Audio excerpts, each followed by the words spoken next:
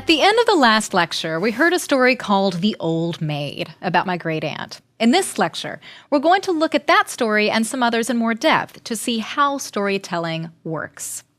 Storytelling isn't about delivering a fixed thing. It's a dynamic process of you shaping the story with the audience.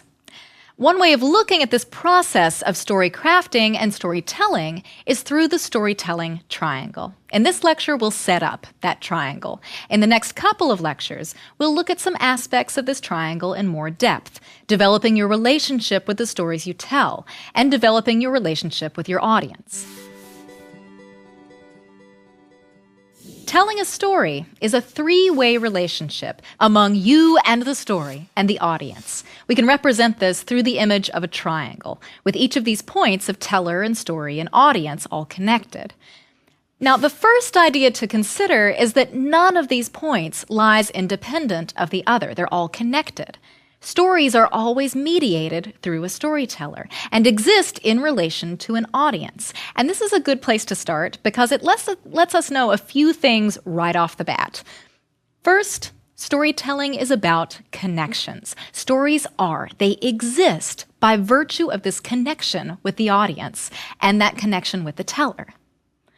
If a story doesn't grab you, chances are it isn't a good story for you to choose to tell, because in order to tell a story well, you have to be connected to it. So even if there's a good story that other people like, ask yourself, is it a story that means something to me? It's the same question you have to ask for the audience. Your story should be a story that your audience will connect with. You may have stories that are only appropriate for some audiences, but not for others. If a story isn't right for an audience, that won't make any kind of connection with them, and again, the storytelling falls flat. Second, storytelling is about choices. There's not one right way to tell a story, or a right way and a wrong way to tell a story, because a story isn't an ideal form, in Plato's sense of ideal forms. There's not an ideal that you're trying to achieve. Storytelling is a series of choices that you make in how to connect the audience with a story. Now, in most cases, there's a real need to get the story right and to tell the truth. I certainly want to tell the truth about my great Aunt May, but there are many different ways that you can choose to tell that story and connect with the audience and connect that audience to the truth. There are some choices in storytelling that may be more appropriate for one given audience than another. Third, storytelling is an adaptive cultural phenomenon. Because of these connections between the story and the audience and the teller, stories develop and adapt based on the needs and desires of the audience and the teller. Many of the stories that we consider canonized as great tales, from Greek and Roman myths to fairy tales to the jokes that you tell that get a laugh every time. That's the way that personal stories get canonized. You've got these jokes and stories in your arsenal that you know 9 times out of 10 will land with the people you talk with. These stories exist because they connect with tellers and with audiences, or at least with a powerful contingent of audiences and tellers. If a teller has a story, but an audience isn't willing to accept that version of the story either adapts to meet the needs of the audience or the desires of what the teller wants to tell, or that story dies out. So you may have a joke that you love, but if the joke doesn't land with your audience, you'll either adapt that joke and change it, or you'll move on completely and not tell it anymore. Stories survive by virtue of their relationship with tellers and audiences. And in this sense, the very idea of what constitutes a story is culturally specific. For example, Western stories from the US and Europe, they typically focus on character development and a linear plot line. And cultural audiences in these locations, they tend to expect that the story will follow the events as they happened. But in Bali and in Java, there is no such expectation. Your story may center on one event and then jump back in time and then move forward a few years later. And so in these cultures and for these audiences, following a linear timeline is not a requirement for a real story. Now, you may have picked up on something already. These connections between the 3 points of the storytelling triangle, they represent not only connections, but lines of communication. And it's not just a one-way mode of communication. And this is another important point to consider. Think about it. You're in a meeting, and you're explaining to new employees about the values of your company, and you begin to share a story with them about your company. Sometimes we think of this as having the story like you would have a brief or a document, and then you're handing that document over to the audience. Now, we could represent this as a linear diagram, with the story first, that then comes to the teller, who then takes that story to the audience, and we could draw arrows on this linear model, where the story goes to the teller, who goes to the audience.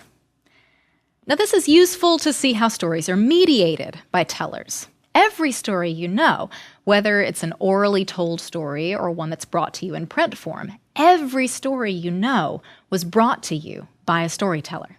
Even the books you read, the magazine articles, the news items, these stories are mediated by authors and editors and reporters. And the storyteller, the mediator, often has a stake in how the story gets told. The stories you grew up with were probably stories you heard because they were stories your parents wanted you to hear. The stories you tell to your children are the ones you mediate to them. And you probably craft those stories with careful lessons in mind. My story about my Aunt May is mediated by my experiences with her and by my own experiences about how women should act. Now, my telling about Aunt May is very different from the stories that my grandmother told about her, because my grandmother had a very different relationship with Aunt May, who is the subject of the story. My grandmother took care of Aunt May, which was no small task, and May did not behave like my grandmother thought a proper lady should. She walked around in her bra. And Nana was so embarrassed because Nana came from a more socially affluent family. She was embarrassed by Aunt May, and because of my grandmother's experiences, she mediated the stories about Aunt May differently. She rarely ever sang the praises of Aunt May's behavior. And this reveals something big about the dynamics of storytelling in any situation, because unlike the experience of reading a story in a book, where the author or teller has shaped that story and then, after passing through that mediating gateway of the publishing house, then the story comes to you, the reader, and you read the words that are fixed in print. In storytelling, you're sitting there in an audience or standing in front of your friend who's telling you a story, and you might laugh at part of the story that he tells you, which prompts that storyteller to embellish a little bit more. And then you both check your watches and you realize that your break is over and your friend has to quickly wrap that story up. Now, that dynamic encounter of the live performance influences the story. So there's a relationship between the audience directly back to the story itself, and a relationship with the teller as well. We learn something else about storytelling from these directional arrows. Storytelling is a living thing. Storytelling is a process, an action, a thing you do. If this is the storytelling triangle, then the telling exists in the center of these three lines of movement. The story is a living thing. It exists in the moment, telling to a particular audience. And what this means for you, the storyteller, is that while you're telling, you should be aware of these constantly active lines of communication between you and your audience, and the story and your audience, and you and the story. Because storytelling is a living thing, that means that just like any other living creature, it has the capacity for change. The story may surprise you while you're in the middle of telling it. There may be things that you didn't see before in the story that suddenly become apparent to you because, while you're telling it, your audience makes that realization, and you see them realizing it, and I was telling the story of Jacob in the biblical Old Testament to a group of adults.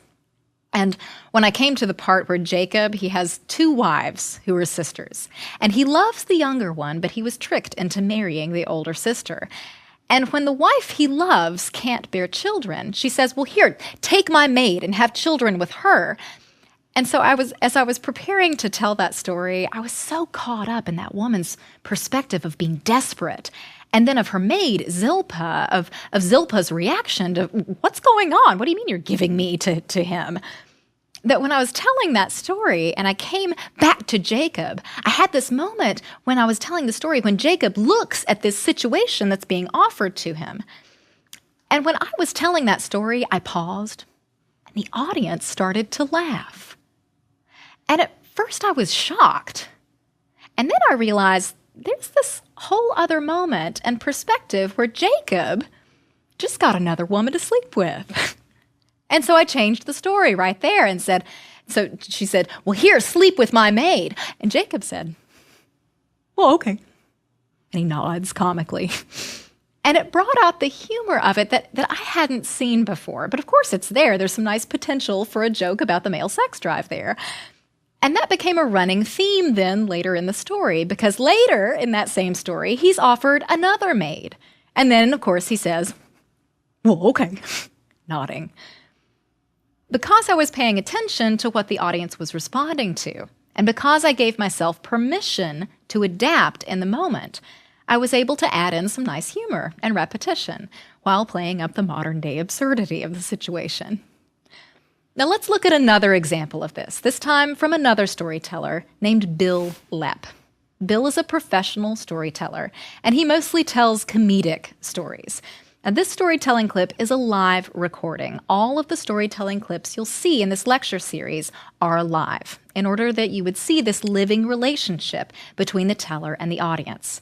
Now, sometimes you'll see video or audio quality sacrificed to view this teller-audience dynamic, but these examples are useful because you are going to be telling stories live in front of an audience. From these live recordings, you'll see many techniques that only come out in this storytelling triangle dynamic. So here's just a portion of a story that Bill Lepp tells about buffalo tipping. It's the introduction to his story. Watch how he takes advantage of the audience's reaction to build more humor into the story. Now, you probably heard of cow tipping, in some sort of sociology class or something, but I'm willing to bet that you've never heard of buffalo tipping. The reason you've never heard of buffalo tipping is the same reason that you've never heard of elk tipping. Or moose tipping. Or elephant tipping. Or alligator rolling. It's kind of superfluous. Everybody knows this means alligator rolling, right? That there's Florida Sign Language. That's FSL.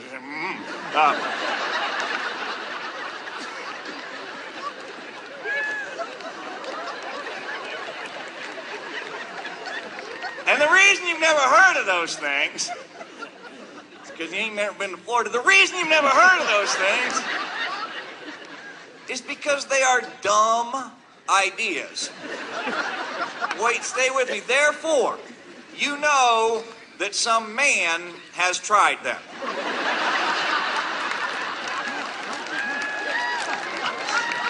It's the way of our people. Some man has tried them, and he has died a horrible death. And his wife told everyone that he ran away with the younger woman. Because it was less embarrassing. And that's why you've never heard of elk tipping or alligator rolling. But these guys decided they were going to do a little buffalo tipping. So they snuck up to that buffalo. They put their hands on the side of it and they gave that buffalo a big old shove. Well, buffaloes are bigger than cows. So that buffalo didn't tip over. Instead, he woke up. I love that story, and I love how he tells it, because he's paying attention to how his audience gets into the humor of things that are foreign to them. It's a change to the story based on his audience, and it gets the audience connecting with the story all the more.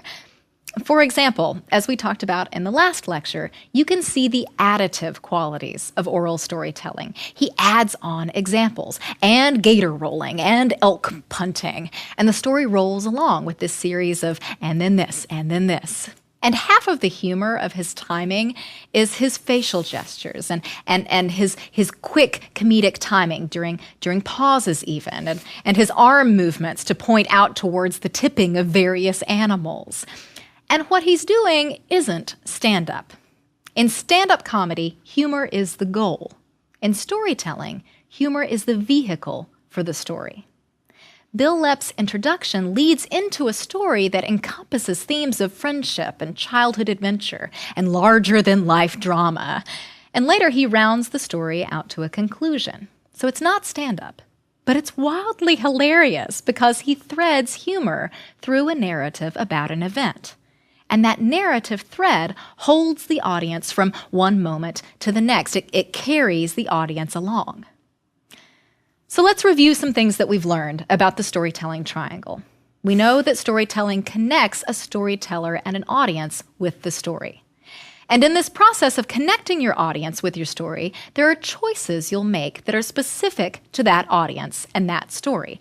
And this sounds very self-explanatory. Now, we do this all the time on an unconscious level, but there's a lot going on here with these choices. Because storytelling adapts, it morphs. The story changes over time to suit the audiences you come across. So while we may want to think about the story as a set thing, I deliver the story to you whole and intact, I deliver it to the audience.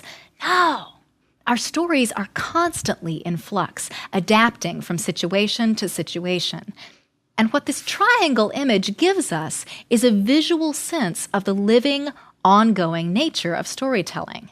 Because at its best, storytelling is a dynamic dialogue, one in which the teller is listening to what the audience needs, and the audience is listening to the story and the teller, and the story is moving back and forth between them. Now, to illustrate this sense of dynamism in storytelling, let's look at an example of a story being told to an audience again. Now, we've heard a few personal stories already. Let's hear a different kind of story, a folk tale. And as you watch and listen to this story, you can start to see this triangle image come to life. There's a story, and it's animated and mediated through a teller, me, and it's told to an audience. And the audience is constantly giving feedback through laughter or participation, and that impacts the storyteller. So I shift how I'm telling the story. So as you listen, think about how these different points of the storytelling triangle are set in motion. I grew up in northeastern Tennessee, and in our part of the country, there's a lot of Scottish cultural heritage. We're in the mountains. We actually have a farm back home, and we have a working farm. But my family actually married into a clan of Buchanans. And in doing some research about those Buchanans, I found a story, several stories about a man named George Buchanan. And there are actually two George Buchanans in Scotland. There's George Buchanan. He's the historical figure. He lived in the 16th century. He was a tutor to the king. And he was a very smart man. He was an historian, and he, in his spare time, translated the entire book of Psalms into Latin verse. He was a very smart man. The story has nothing really to do with him. This story is about George Buchanan, the folk hero. And the folk hero, George Buchanan, unlike that historical figure, the folk hero isn't limited by time or place. The folk hero of George Buchanan, he hops around in time. You hear stories about George Buchanan placed in a lot of different time settings. And as in the story, from the 9th and the 10th centuries, not connected with that historical figure. But in all of the stories about George Buchanan, he was always a very wise man, but he often played the fool in public. And this story from the 9th and the 10th centuries is no exception. In this story about George Buchanan, he lived on the western coast of Scotland. And he lived in a wee crofting village. Can y'all say that with me? Crofting. Yeah, crofting is fishing. That was very good. Crofting is a fishing village. And if you go to some of these towns in the western coast of Scotland, you'll see some of these crofting houses still preserved there. Some of the later versions of them. And the walls on these houses, they are 2 feet thick. And those walls are built that thick so that they can withstand that salt spray and the winds coming up off the coast. Well, George Buchanan, he was a fisherman. And he lived in a wee crofting house, and every morning he would take down his herring net, his fishing net. Now I'm going to ask you to participate with me. Pretend like you're taking down your own herring net from the wall. So reach your hands up and just kind of take that herring net. Very good. Reach it down. He would take that herring net and he would take it out on his skiff and he would cast it out on the ocean. Everybody cast your net out. Cast your net out. Don't hit your neighbor, but cast your net out. And he would bring in all of the fish. And he would bring those fish back. Well, he did that every morning. As with this morning, he woke up, took his herring net, take that herring net down, he'd take it out on his skiff, he cast that net in, bring in all of the fish, and on this particular day, he brought the fish back in. You can drop your net, and he brought those fish in, and he was going out after his morning fishing. He was going out to help his father, who was working in the fields. And so he took that herring net, and he hung that wet net up over the fireplace. And he always did this so that the net, it would dry out, so that the net wouldn't rot. He always kept his things nice. So he hung that herring net up over the fireplace, and he went out of that crofting house. He was going out to the fields where his father was, and he walked down the lane, and there's a road that passed through that farm. And as he walked through and crossed that road, he stood in the middle and he saw something. Off in the distance, it was shimmering. And he stood there in the road until that thing, it came closer, and as it came closer, he saw that it was a knight on horseback. George, he had never seen a knight before. And being a clever man, he wanted to make a good impression, but he's George Buchanan. He often played the fool in public. And so as that knight came riding closer and closer, George, he just stood there in the middle of the road, staring straight up in the sky, and he was taking up that middle of the road. That night he came riding closer and closer. And George stood there, just kind of picking at his teeth, then picking at his nose. And that night he came riding closer and closer. Finally, he was almost right on top of George, and he reared back on his horse, and he said, "Hey, you've got to get out of my way. I'm coming through." Well, George, he looked up at him. He said, "Me? I'll no get out of your way. This is my family's land. It's my part of the road. You get out of my way." Well, the knight wasn't used to being talked to like this. You get out of my way or I'll run you down. You couldn't run me down. What do you mean? I could so run you down. You couldn't run me down. What, me up here on this big horse and you down there, you piddly little thing? But then it would be your horse running me down and not you, wouldn't it? He saw he was dealing with a clever man. You're a pretty clever man. I am. What's your name? George Buchanan, sir. George. Have you got any family? I've got a sister. She's back home weeping over the fun she had last year. Weeping over the fun she had last year. And I couldn't figure it out. What do you mean she's back home weeping over the fun she had last year? Well, you see, she's back home having a wee baby. She's weeping over the fun she had last year. I see, George, I see. Have you got any other family? I've got my father. He's out in the fields making bad worse. Making bad worse. Well, what do you mean your father's out making bad worse? Well, you see, he cut down a wee bit of hay a few days ago. Now, will you look up into the sky and tell me what you see? And sure enough, that night, have any of you ever been to Scotland? If you, one person in the back, okay, you know, if you go to Scotland and you wait in one place for 5 minutes, the weather will change. And sure enough, what had been a beautiful, cloudless day, it had started to cloud over, and that knight looked up and he started to see those little drops of rain coming down, and like plunk, plunk, they started to drop onto his armor, and he said, "Aye, 'tis a soft day, it's raining. I am my father's out in the fields trying to dry off the hay. He's making bad worse." I see. And the knight saw he was dealing with a clever man. He said, "George, how would you like to be my man?" George liked the sound of that because as much as he liked being a fisherman, he liked the idea of being a knight's man. He said, I would. George, I'm going down into town. I'm getting out of this rain. You have given me some riddles. You solve 3 of my riddles, and you can be my man. Now, you come down into town tomorrow morning. You come looking and no looking. That's looking and not looking. You come into town riding and no riding. That's riding and not riding. And you come down into town, clothes and nae clothes. That's clothes and no clothes. You come down, you do those three things, you can be my man. And with that night, he tootled off around George, who was still standing there in the middle of the road with that rain coming down. And the night he went on, and George, he stood there, he tried to make sense of those riddles, and he saw his father coming up out of the field, sopping wet, taking his hat off, wringing it out, saying every curse word you could imagine. Well, they went back to that wee crofting house. They sat down, they made themselves a fire, and sat down, and they started to eat something, and George, he stared off into that fire, and he tried to make sense of those riddles. He looked into that fire, and then he happened to look above that fireplace.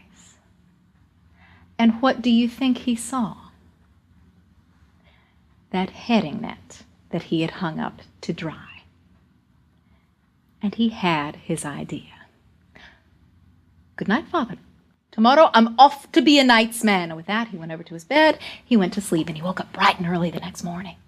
And he went over to that fireplace and looked up at that net. He took off his nightshirt and he took down that heading net, and he started to wrap one leg with that heading net. And he wrapped the other leg, and he wrapped, and he pulled it all up to his waist. And he had invented fishnet stockings. And he kept on wrapping, and he slung that excess over his shoulder. Goodbye, Father, I'm off to be a knight's man. And he went out the door, and he went down the lane.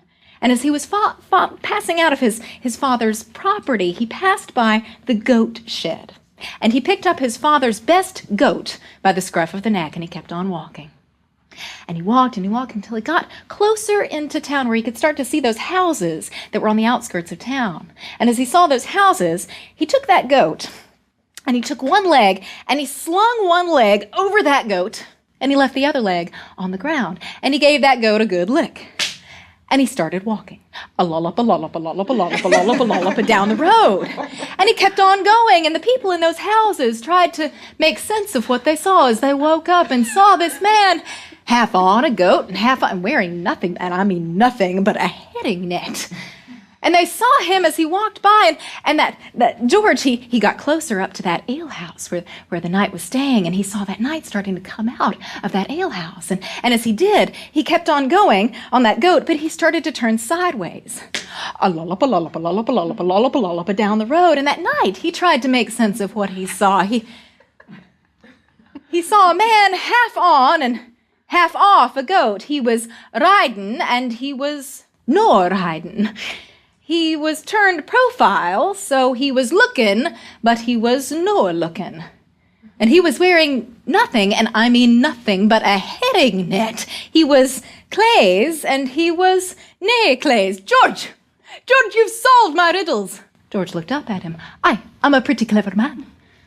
George, I want you to be my man, but there's something you should know first. And with that night, he took off that helmet. And all the people saw that this was no knight. This was the king in disguise. Because at that time, in the 9th and the 10th centuries in Scotland, the kings of old, they would ride around the countryside and just kind of check in on the nobles to make sure they were taking care of the common folk like they should. And that's what this king had been doing when he came across George standing in the middle of the road. He said, George, will you be a king's man? George looked up at him, straightened up, tried to look as dignified as it's possible to look, wearing nothing but a herring net. He said, aye, sir, under one condition. Well, what's that, George? Does the job come with a better outfit? And that is how George Buchanan became the king's fool. Thank you.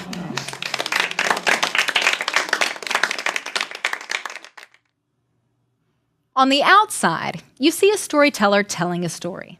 But with an awareness of this storytelling triangle, you get more insight into that process that storytellers use in the moment of telling a story. I'm not delivering an intact story to an audience. I've prepared and I've learned the story. And then in the moment of the telling, the story changes. It has to. There's a group of folks out there who are going to connect with some parts of the story and not others. So I've got to pay attention to what that audience needs from the story and try to adapt in the moment to those needs. Now, I love that story, but you might be surprised to find out why I love that story. I have a lot of personal connections to that story, and that's what we'll talk about in the next lecture, how to personally connect with all kinds of stories. We'll take a closer look at the George Buchanan story and the moose tipping story over the next couple of lectures. And as you'll see, this personal connection to your story is essential to good storytelling.